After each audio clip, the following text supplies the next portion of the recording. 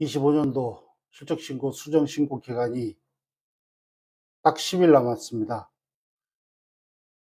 5월 11일부터 6월 30일까지가 25년도 실적신고 최종 수정신고 기간입니다. 6월 30일이 지나면 2025년도 실적신고에 대해서는 더 이상 수정을 할 수가 없습니다.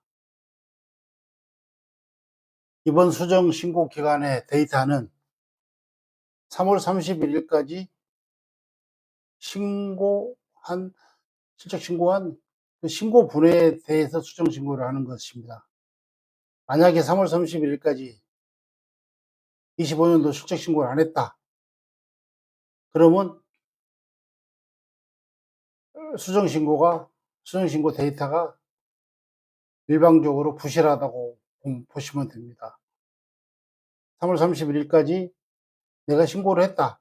그러면 내가 신고한 걸 가지고 나와 내 거래처 간의 데이터 일치 등을 이제 따져서 거기서 서로 신고를 했는지 안 했는지를 판단해서 국토부가 운영하는 FPI에서 알려주는 건데, 만약에 3월 31일까지 신고를 안 한 회사들은 FPI에서 알려주는 데이터가 약간 부실하다고 보시면 됩니다. 실적 신고는 잘 아시겠지만 나 혼자 잘해서는 절대 잘할 수가 없습니다. 실적 신고는 나와 내 거래처가 양방향의 데이터가 일치를 해야지 실적 신고가 문제가 없습니다.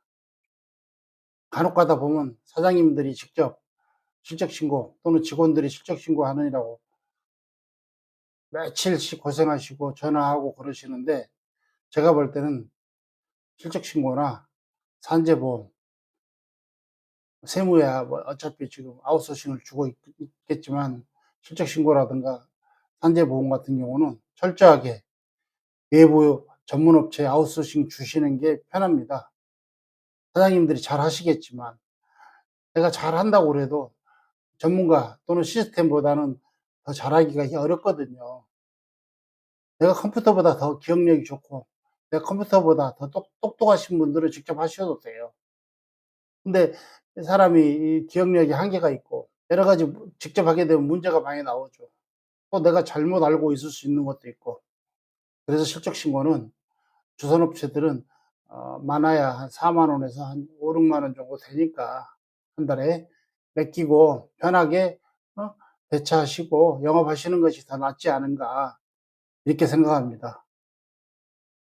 25년도 실적 신고가 중요한 이유는 기존의 24년도 실적 신고하고 좀 다른 게, 25년부터는 이 주선업이나 운송업체의 사소한 실수도 용납하지 않겠다는 것이 국토부의 방침입니다.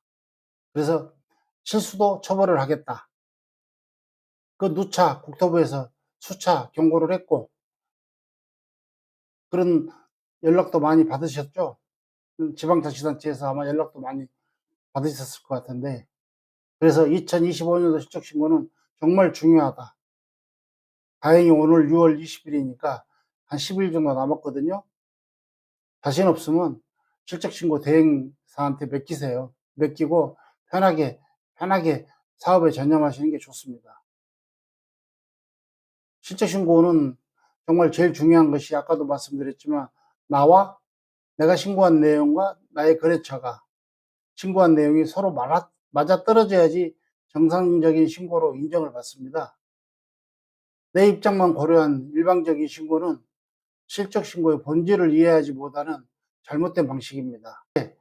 상대방이 어떻게 신고했는지 파악을 해야 됩니다. 파악한 다음에 양방향 관리가 필수적인 겁니다. 즉 실적 신고 대행 회사가 관리하는 회사가 굉장히 많아야 돼요. 일일이 내가 대처한 것을 가지고 한 해 만에 맞네 틀리네 따질 필요 없이, 회원사가 많은 데들은 거의 회원사 범주 안에서 대처가 이루어지기 때문에 신고나 미신고를 서로 맞춰줍니다. 하지만 회원사가 적은 신생 대행사죠. 신생 대행사들은 첫째 시스템이 없어요. 시스템이 없기 때문에 그 엑셀로 합니다. 엑셀로. 그 다음에 상대방이 어떻게 했는지를 알 수가 없어요. 그런 것이 가장 포인트다. 그래서 실적신고 대행사를 선택할 때는 업력이 좀 오래된 회사, 그다음에 회원사가 많은 회사, 그다음에 자체적으로 FPIS 시스템을 갖춘 회사, 이런 회사한테 실적신고를 맡겨야 돼요. 최근에 보니까 그 네이버 전국 주사 모임 카페에 올라온 거 보니까 부실한 실적신고 그 이름까지 나와 있더라고요. 그렇게 실적신고를 하시면 큰일 납니다. 행정처분을 받으면요, 실적신고 대행사가 책임을 져주질 않아요. 행정처분을 받고 그 실적신고 대행을 이제 그만두게 되면 그 책임은 고스란히 운송사나 주선사의 몫이잖아요. 이 실적신고가 갈수록 중요한 게 뭐냐면 이 행정처분이 굉장히 엄격합니다. 한 번 걸리면 3아웃제, 3전아웃제인데 한 번 걸리면 180만 원 정도 과징금이 나오거나 또 선택적으로 사업 정지를 선택할 수 있어요, 10일간. 근데 대부분 과징금을 선택을 하죠. 근데 한 번 걸리면 이게 이력이 5년간 남아요, 5년간. 5년간 남기 때문에 5년 동안 만약에 내가 매매를 한다 그러면 그 전가 이력이 양수자한테 넘어가게 되는 거예요. 그러면 새로 양수하려고 하는 사람이 그 전가가 실적신고 행정처분 전가가 있으면 그걸 제대로 제값을 주고 살려고 그러겠어요? 당연히 몇백만 원 깎으려고 그러죠. 그런 것도 문제가 되고 앞으로 또 특히 주선면허를 인수하시는 분들도 조심해야 되는 것이 이 회사가 실적 신고를 제대로 했는지 이걸 검증을 해야 돼요, 검증을. 실적 신고가 아시다시피 지금 2026년 6월인데 지금 25년 걸 하고 있잖아요.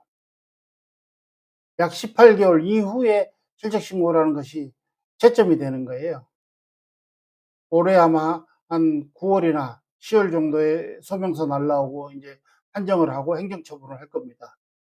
거의 2년간, 2년 후에 실적 신고에 대한 검증이 되기 때문에 예를 들어서 지금 당장 주선면허를 사시는 분들, 2026년에 2026년 6월 달에 주선면허를 사시는 분들은 25년도 신고분에 대해서 검증을 하고 사셔야 돼요. 그걸 검증을 안 해주면 이분은 좀 문제가 있는 거죠. 실적 신고를 안 했거나 또 행정처분을 받았거나 이런 걸 검증을 안 해준 상태에서 주선면허가 6,500만 원 정도 한다고 그러는데 그 굉장히 비싼 돈이잖아요. 그걸 검증 없이 산다는 것은 되게 위험한 거죠. 그러다가 투아웃, 쓰리아웃 되게 되면 운송사는 치명적인 행정처분이 오게 되고 행정처분이 두 번, 세 번 만약에 그런 행정처분을 걸렸다. 그러면 그런 주선면허는 실질적으로 시장에서 팔기가 어렵습니다. 실적신고는 단순하게 서류를 제출하는 행정 절차가 아닙니다. 주선면허의 생존권을 결정짓는 잣대가 돼버렸습니다. 아직 시간이 한 10일 정도 있으니까 실적신고 대행사에 맡겨가지고 깔끔하게 하시고 하시는 사업에 하시는 배차하고 또 파주 영업에 열심히 하시는 게 맞는 것 같습니다.